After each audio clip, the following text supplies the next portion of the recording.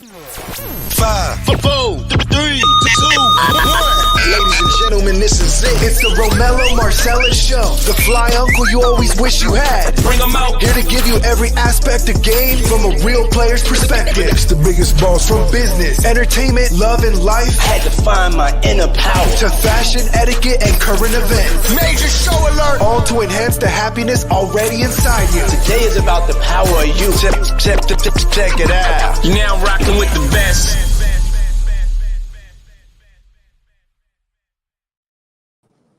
Here I am, goddammit. Here I am. Welcome to the Romello Marcellous Show. I am he and he is me. You know the rest. You know the rest, goddammit. I am here, and yeah, I'm blessed, man. I don't know about you, but hey, something we can put down in the god daggone history books. Anyway, look, man. Some of you may be offended by the night, man, or the topic tonight, but I gotta address it. I gotta address it head on. It's just what we do, you know. Yeah. Welcome to the Romello Marcellous Show. If you're on Facebook or any one of the other brands or any of the other sites, man, you might want to come on over to YouTube and subscribe. Bell, smash the like, hit subscribe, hit your notifications so you know when I'm on. And hey, follow me on Instagram. Follow me on Instagram. Double tap me, let me know you're there. Okay. Also on Facebook, if you're there, follow me. You won't be getting these broadcasts on Facebook much longer. I'm trying to phase you guys to come on over to YouTube, man, so we can have these talks without a whole bunch of interruptions and unnecessary people listening. All right, so yeah, get your weight up and get on over. You know, once again, follow me on YouTube, Romello Marcellous Show on YouTube. Hit the subscribe, press the like, yeah, smash the bell. All right. If you're just joining the show, man, tonight's topic is just what it's going to be about. And I know that a lot of you all say that I do this often, and it's not out of it's out of love. Let's just say this. The topic tonight is the strong woman is lost out here. And when I say lost, it is that we have been pigeonholed into kind of imploding on one another. You know, pointing the finger. Oh, you, it's you, and you ain't shit, and you ain't shit, and you ain't crap, and you ain't crapping, you know, that kind of thing. And, you know, I'm saying this because the idea of what a strong black woman should be is lost or distorted. You know, you think because you run a household now, or you're making some money, or you have your own income or your own thing, I mean, that makes you a strong black woman. When in all actuality, to some degree it does, but there's so much more that you can do. And, you know, for me, the ideal position of a strong black woman is more than just her home. She's about her community. She's active. She's concerned about those who don't have a mother that lives, you know, within a stone's throw of her.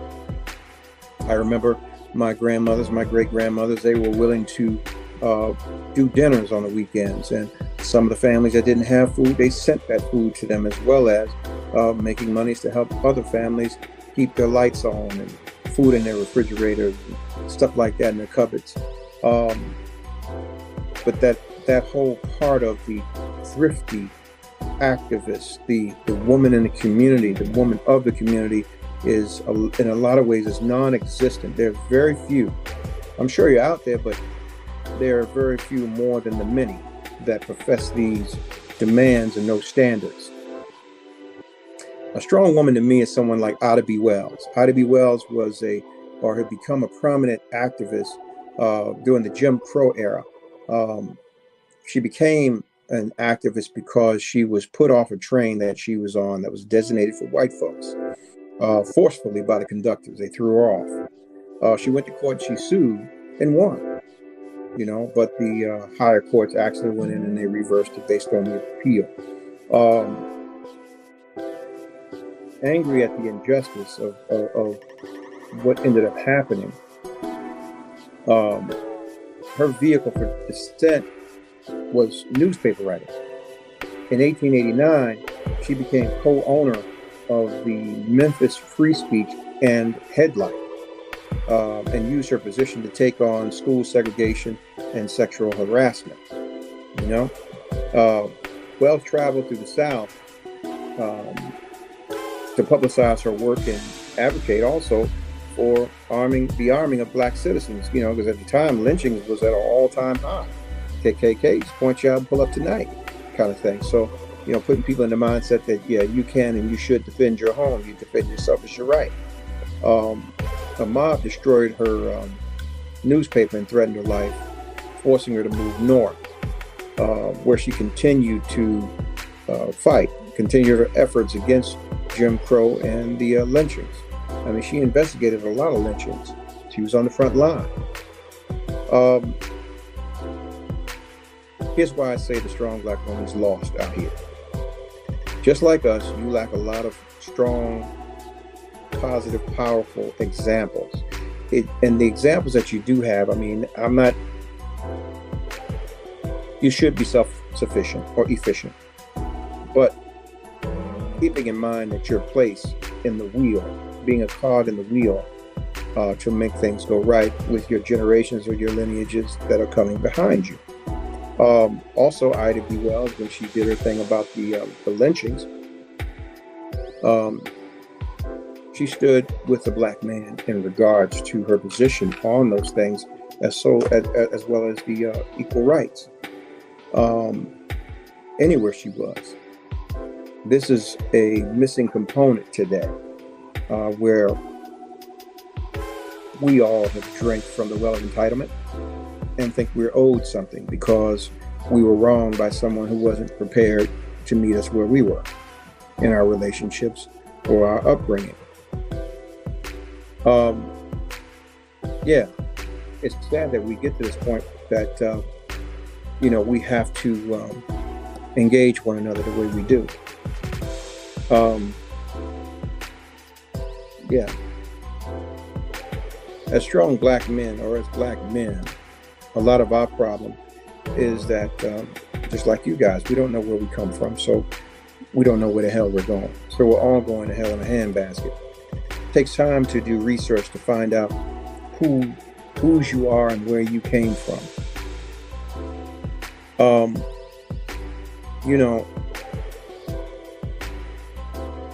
I'll say this. It takes a maverick and a risk taker to become great in anything or any aspect that is a part of your life or your growth, whatever it is you want to do. I don't know how many people of you have heard of Isaiah Montgomery. Not everyone battled for equal rights within white society. Some chose a separatist approach, and this is what a lot of us we see, or if we do our homework on places like Tulsa and Mound Bayou, Mississippi, in 1887. This is basically his creation, what he sought out to be. Convinced by the Jim Crow laws that black and white people could not live peaceably together, the formerly enslaved inside Isaiah Montgomery created the African-American only town of Mound Bayou, Mississippi in 1887. Montgomery recruited other former slaves to settle the wilderness with him, clearing the land and forging a settlement, including several schools, and Andrew Carnegie funded a library, a hospital, 3 cotton gins, a bank, and a sawmill. Now, the town still stands and exists to this day,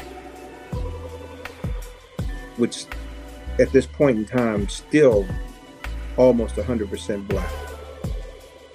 So when people say, oh, it can't be done, I say bullshit, because $1.3 trillion in spending just recently says otherwise.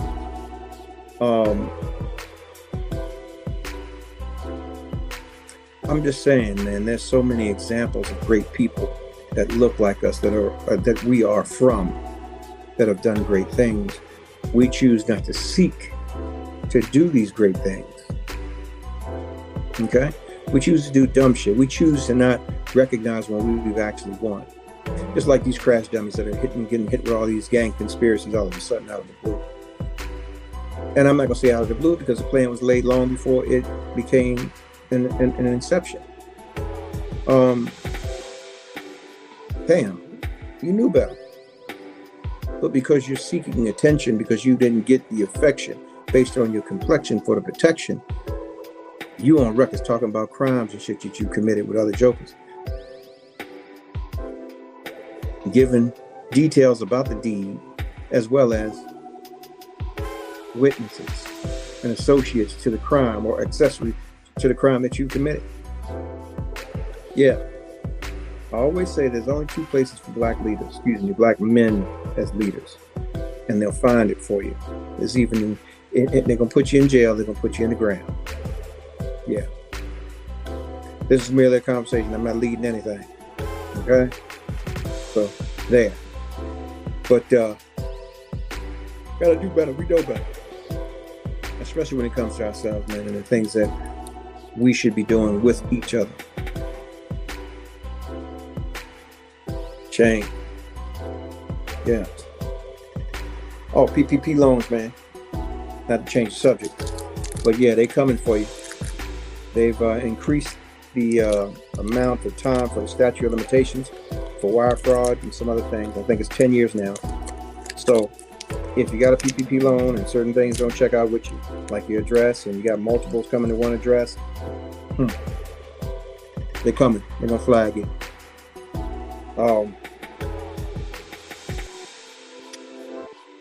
Your taxes don't align with what you said you claimed or you made prior to receive those funds, I'm gonna come and get you.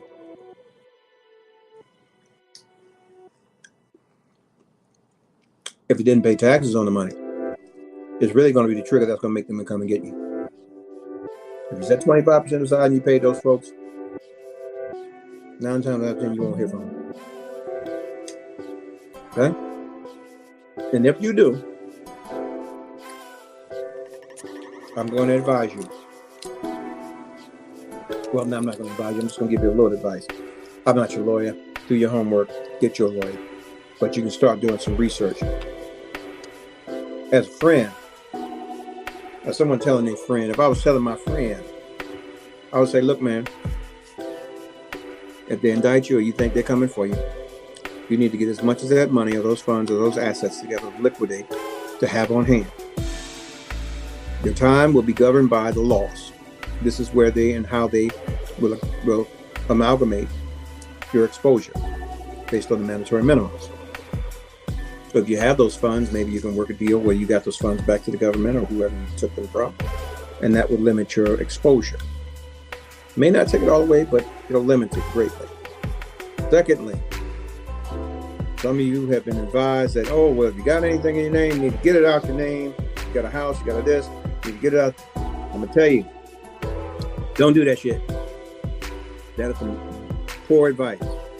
Because if they're on your line, they know what you have. And if you shift it and you do something, the worst charge you can receive in a situation like this is obstruction of justice. Okay? Carries a whole lot of weight. So don't do that. And based on that, they will also enhance you. Okay? So if you got it and you jacked up with it, you fucked up with it, you screwed up with it, hey, do the best you can do to make it right. Get all those funds together, get as much of those assets as you can together. If you got some enjoyment out of it, so be it. Make sure that when you go, you have as much as you need to have to make the situation whole, because based on the loss or the intended loss is what's going to carry your time. Now, I see that if you're a first-time offender, I don't see any more than 48 months, but if you go out there, you can get the RDAP, a few other things, man, it'll knock some more time off and bring your goofy ass home. And that's all I'm going to say about that. Now back to the strong black woman. Find you a mentor, damn it. Stop looking at your girlfriends Stop looking at your auntie who's 60, 50 and alone and got no kids, or kids all grown and gone, and she's sitting in the goddamn house by her motherfucking self looking goofy with a cat or a fish or a dog. That's not somebody you want to be taking any advice from. Go to the library. The libraries are still there. They still exist. Go put your hand on a book, grab something, read, get you some knowledge, feed this. This is going to help feed your heart, give you some guidance of things you need to see. Yeah, there's plenty of work out here. Go feed some blind kids. Go do something with yourself. Ain't all about you dressing up and being cute. Not at all. And yeah. Thursday night. Make sure you're on. Make sure you're watching. Myself and Dr. Umar will be right here chopping it up. The topic of the show is, why are Black folks always crossing over to something or someone other than self? The process of assimilation. Okay? Why are Black folks always crossing over to something other than self? The process of assimilation. Okay? The conversation is basically when we don't feel that we are good enough to get something done, or that we always need a handout, and by receiving this handout, we deny ourselves of ourselves and we give the rest to the world so that we can have something, some coins, some change. You understand? Doing something strange for a piece of change. Yeah. So, I just came on here, man, as a rant. Just, just put a little paint where it ain't. And all you're getting, man, get you some understanding, man. But, just know that you are loved. You hear me? You are loved. Thursday night, man, right here, live. I will be here with the Dr. Umar, Mr. King Kong Consciousness himself. Yeah, we will be chopping it up, talking about what I just stated to you. The topic of the evening will be, why does Black folk always cross over to something other than themselves? The process of assimilation. Why does Black folks always cross over to something other than themselves? The process of assimilation. Why do Black folks always cross over to something other than themselves? The process of assimilation. Hey, look, man. Share it, man. Let your friends know. Hey, we're going to be on here chopping it up. And it's all about the Black family as it existed, as it exists now, and how we have been put in positions where we diminish ourselves, demean ourselves, devalue ourselves, and that has to stop. Truly have to stop. Thursday night, man. Subscribe now to YouTube, the Romello Marcellous Show. Let me know you're there. Hey, see you Thursday. Yeah, we'll be right here. Yep. Take care of yourself, man. I hope y'all are walking, eating right, drinking right, getting you some rest, I hope. You better if you don't. Love on yourself. Let people see you loving you. Yeah. And all you're getting, get you some understanding. All right? Get you some understanding. Not the understanding someone's giving you, but you have to put your hands to it and figure out what it is. All right? I want you to know, man, loving you is the best thing you can do. And let people see you love you so they know how to love you. You can run the fake ones away with that. They won't know how to step to you. They can't set their game up. It's in real time. It's not slow. It's not medium. It's not fast. It's real time. All right? So, with that said, man, I send love. I send peace. And, yeah, understanding. Growth. Prosperity. Once again. Just know that if no one else loves you, we here at the Romello Marcellous Show, we love you. We give you hugs, peace,